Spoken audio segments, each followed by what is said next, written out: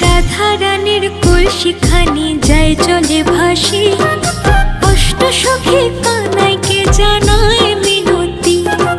কানাই বলে কলসি আমি এনে দিতে পারি, রাই সখীদের পার করিতে লাগবে পারের করি, রাই সখীদের পার করিতে লাগবে পারের করি।